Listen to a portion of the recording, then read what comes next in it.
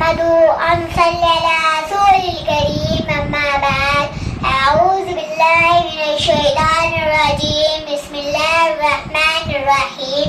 مشکل تھے راستے آسان ہو گئے، مشکل تھے راستے آسان ہو گئے، دشمن دیکھ کر حیران ہو گئے. رکھا جب میرے نبی نے دنیا میں قدم، رکھا جب میرے نبی نے دنیا میں قدم، پتھر بھی کلمہ پڑھ کر مسلمان ہو گئے.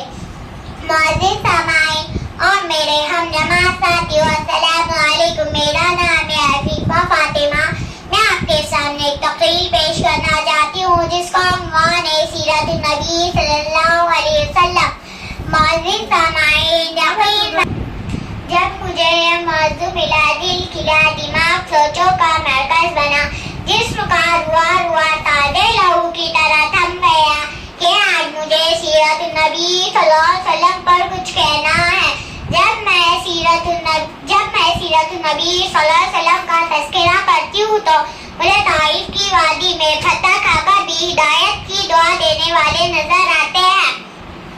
جب میں سیرت النبی صلی اللہ علیہ وسلم پر بات کرتی ہوں تو مجھے مکہ میں عام معافی کا اعلان کرنے والے خیر البشر نظر آتے ہیں. جب میں سیرت النبی صلی اللہ علیہ وسلم کے موضوع پر بات کرتی ہوں تو مجھے آمینہ کے لال بھوکے پیاسے لا الہ الا اللہ کی صدا دیتے ہوئے نظر آتے ہیں.